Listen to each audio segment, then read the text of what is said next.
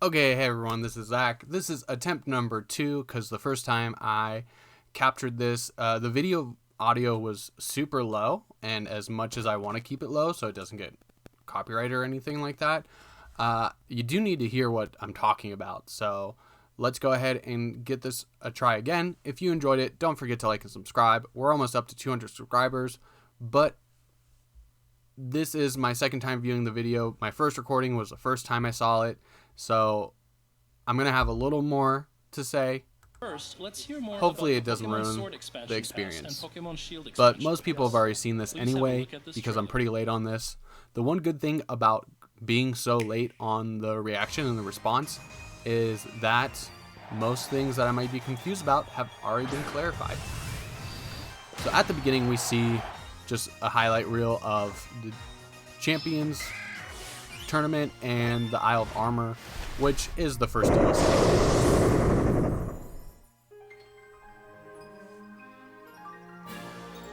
We've seen most of these like scenes. I'm interested to learn more about like the legendary birds.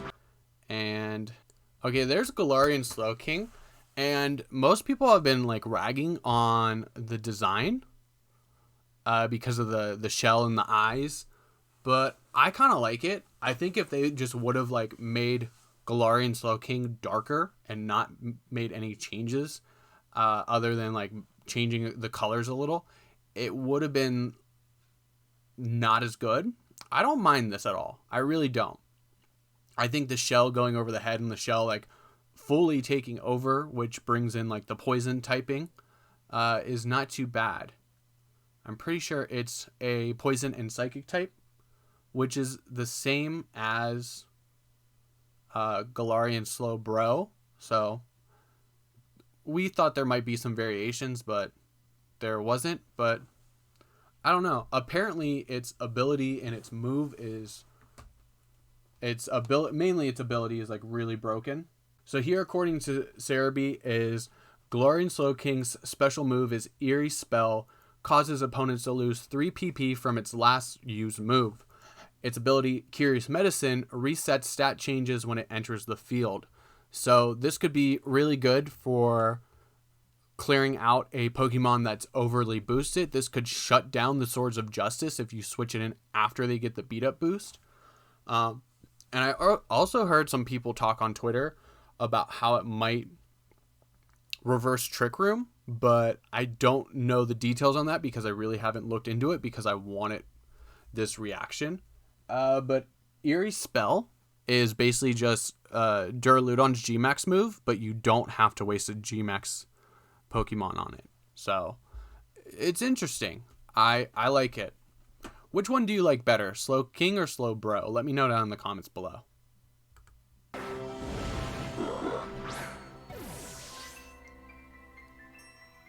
We get some more shots of the caves. Dragonite looks so cool. Now with the Articuno, Joe Merrick, the webmaster of Cerebi, actually talked about how this scene might indicate that they're actual roaming legendaries where we actually get to see them move now, which I think would be really interesting and really cool. And it definitely would be a nice throwback for like those older players that have had to deal with roaming legendaries to have that event come back, but be a little more played out where you can actually see them move around and you can actually physically chase after them rather than just like search through grass. I think that's pretty cool. There's Calyrex. And here is stuff about the Dynamax Adventures, which is how you're going to catch legendary Pokemon. I think that these looked cool from the beginning since they first announced them.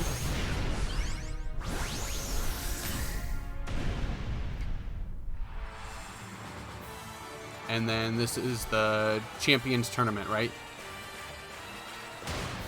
Galarian Star Tournament. So the Galarian Star Tournament, I don't know how I feel about it. There's gonna have to be a reason for me to actually go out and like grind through it, other than just to learn about the characters or play some cool battles with like my favorite like NPC from the game. I don't know how I feel about it. There's gonna have to be an incentive for most people who play competitive to join. We saw Crobat, Garchomp, Metagross, some legendaries duking it out.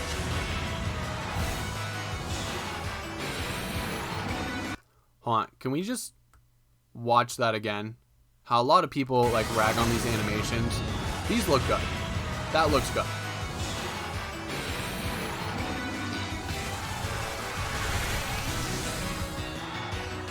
I'm excited to find out more about the Galarian trio.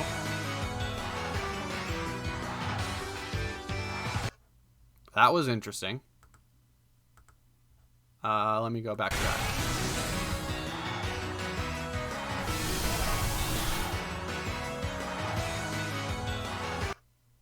Okay, so that is a Team Flare visor.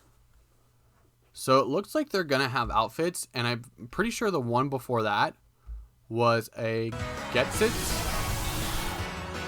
eyepiece. Oh, I skipped it, but you saw it. It's a Getsits eyepiece. So they're gonna have. Are they bringing back old bad teams, or is there just going to be outfits and avatar pieces that play homage to it?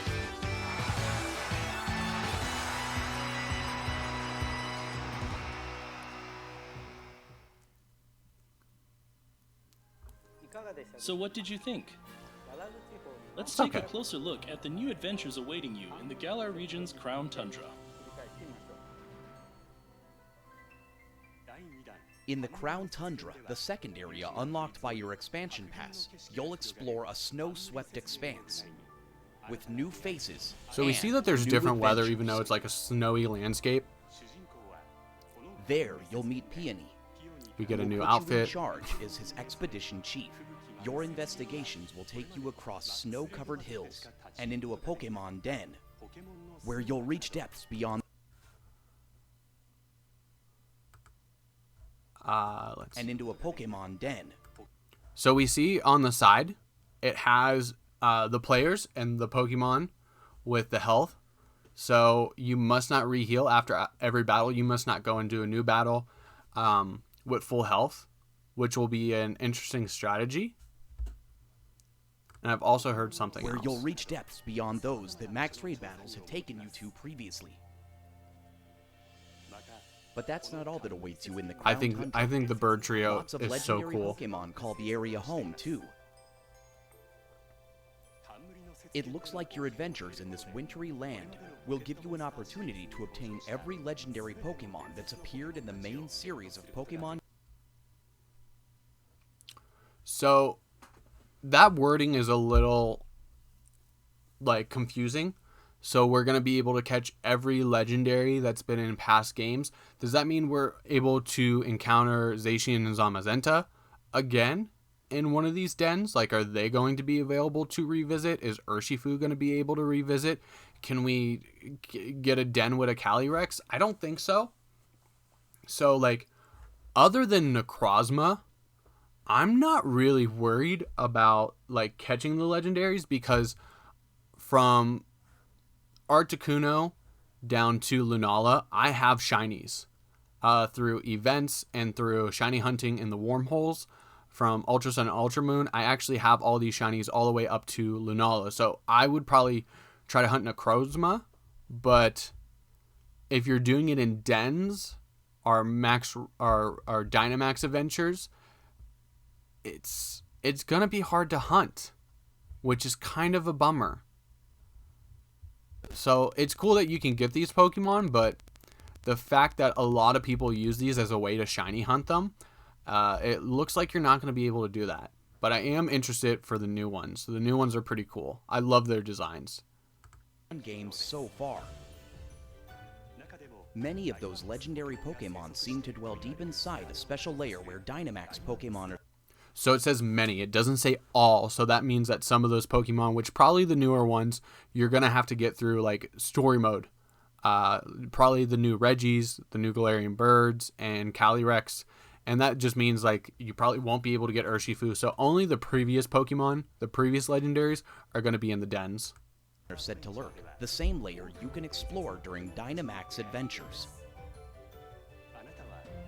Team up with 3 other trainers to explore these. So this is something else I saw. This is from how we saw the team on the side earlier. They are picking from a set selective list. So there's definitely probably going to be a strategy involved in this. Like someone, like if Seizur's one of the Mons and Flareon and Weezing, those are all special attackers. So like Charjabug wouldn't be a bad bring.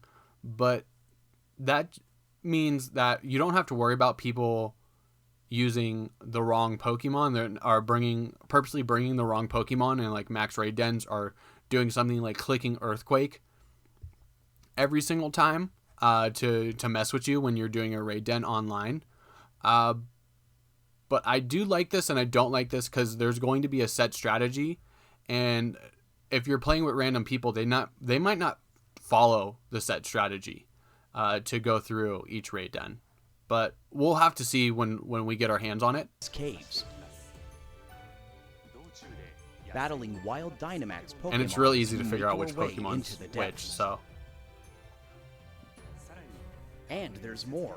After adventuring in the Crown Tundra, you'll have the opportunity to form a dream team with some of the other trainers you've met in the Galar region for some red-hot battles in the new Galarian Tournament. You're gonna have to like persuade me. You'll be able to pick a partner from among trainers you've met in Pokémon Sword or Pokémon Shield, and the game's respective expansion passes. If you don't earn battle points or Depending exclusive on who items, you team up with and who you face in battle, you might glimpse new sides of these familiar. like I'm not really worried about like their story arcs. So if you're not giving me an item or like a lot of battle points, I'm really not interested in doing this more than once or twice. Friends and foes that you didn't see on your path to becoming champion. We hope you'll enjoy your new adventures in the Crown Tundra. You'll be able to start exploring Part 2 of the expansion passes, the Crown Tundra, on October 22nd. Okay, so that is a Thursday. So I'll be teaching Friday, so you might see some content from me Thursday evening when it comes out, but don't expect a lot until the weekend. So if you want to see my Let's Play of the Crown Tundra, because I did that with the Isle of Armor last time, I recorded my playthrough and just kind of put it on YouTube for people to watch. I did them once a day, and by the end of the week, by the time like the end of the Let's Play went through, not a lot of people were watching because a lot of people already went through it. So I guess this time around I'm definitely going to be releasing them like as they're ready. So keep your eye out for that if you're interested in that. Don't forget to like and subscribe if you want to watch that. What's more, on November 6th, we'll be releasing all-in-one Don't care, bundled 'cause I already versions have the of games Pokémon and the Sword expansion and Pokémon passes. Shield games that include their respective expansion passes. This is pretty good for like the For holiday anyone who sale hasn't for like visited the Galar mom and region dads yet, that want to this get will their be a kids great Pokemon, opportunity but to like come they don't explore. want to like miss out on the expansion pass. And to celebrate and they the don't have to release worry of the about Crown buying it Tundra, separately. Some special Pikachu are on their way to you.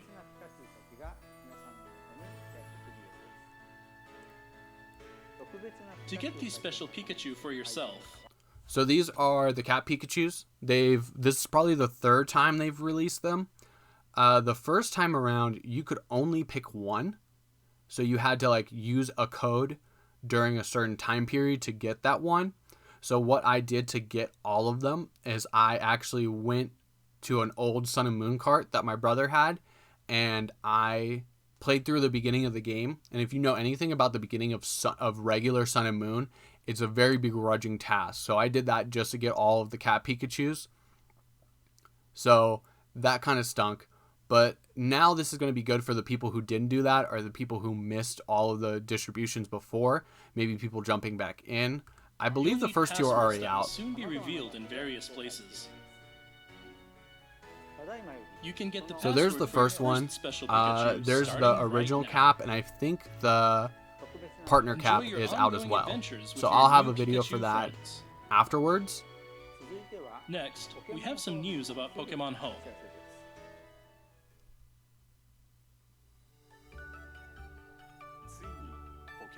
The long-awaited link between Pokemon Go and Pokemon People Home are going to is be coming. excited for this. With this link, Pokemon you've caught in Pokemon Go will be able to set off on an adventure in the world. So it's interesting to read it at the bottom. In order to bring certain Pokemon that were caught in Pokemon Go and then transfer to Home and to Sword and Shield, the Pokemon must be either registered in the Pokédex of that game or have been attained at least once in that game.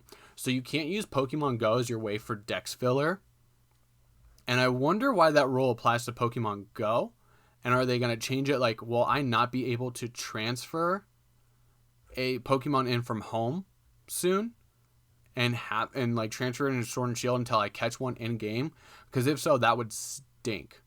But it's weird that like they're making that rule for Go.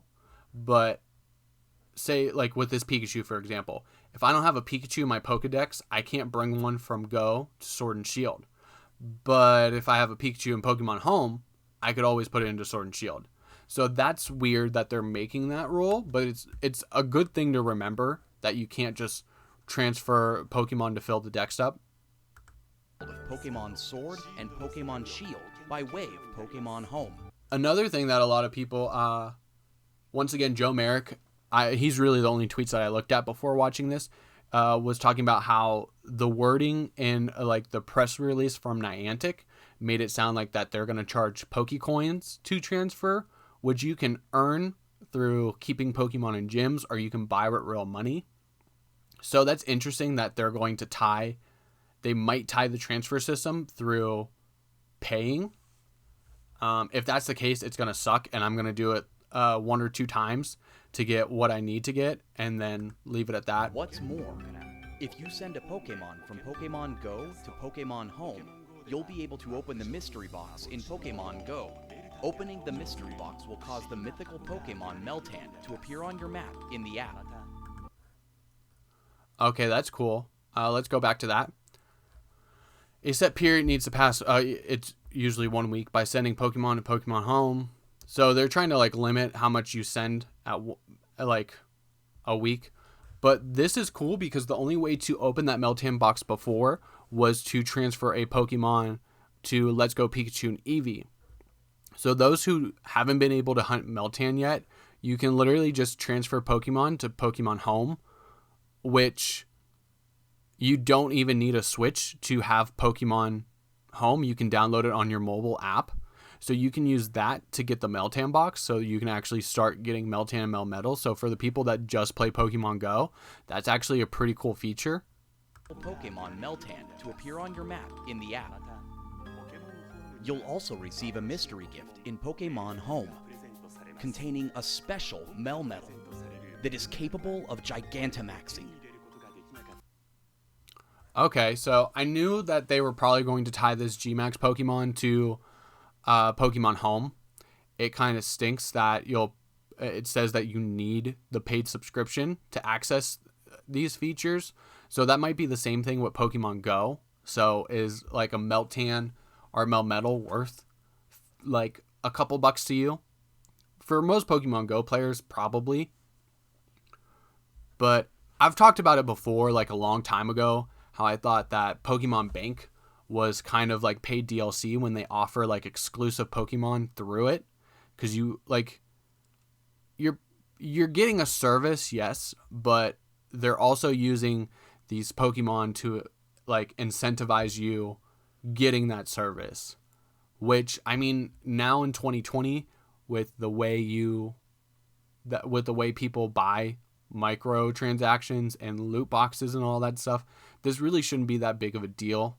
But I know some people are still going to be mad that Gmax Melmetal is tied behind Pokemon Go and Pokemon Home and having the subscription. But it's been that way. Like the 6th gen hidden ability starters were released through Pokemon Bank. So you needed a Pokemon Bank subscription to get them at first. Now, are you going to get them eventually? Yes. Melmetal, I don't think anyone's going to, like, you can't mass breed Melmetal. So it's not going to be one of those things where like, oh, maybe I'll just get it on Wonder Trade or Surprise Trade one day. Like, that's not going to happen. So kind of sucks, but like, I think we shouldn't be surprised in 2020 with the way that like microtransactions go, when they were still handing out Pokemon through Pokemon Bank in like 2017, it was a little different of an issue. But I think that like this is paid DLC. A Melmetal like this hasn't been available until now. I'm saying Please like stay tuned for more mid to updates. late December, because That's it's all not the new gonna. They're not information gonna have it about our ready games for that we have Crown for you Tundra. today. I do have one last announcement for you, though. To help commemorate the release of the Crown So I know that the last end, because this is the second time I'm recording it, the last end is just like a music video. I don't want to play that. Don't want to react to that. But what did everyone think? I don't think it's that bad. It kind of stinks that there's only a few newer Pokemon coming in, but the fact that we're going to get older Pokemon returning and we're going to get legendaries is going to keep the metagame competitively, VGC, interesting. And, I mean, the Crown Tundra itself will be good for, like, a couple hours of gameplay. And we'll have new raid dens. We'll have new places to explore. So, I'm not complaining. And October 23rd, that's not too far away. It's less than a month. But anyways, I hope you enjoyed my reaction. I hope we have these discussions about it in the comments down below. Anyway, if you enjoyed this, made it this far in the video, I want to say thank you. And don't forget to like and subscribe. Once again, we're almost up to 200 subscribers. So I would actually love to hit that point before the Crown Tundra comes out. So anyways, I'm Zach, and I'll see you in the next one.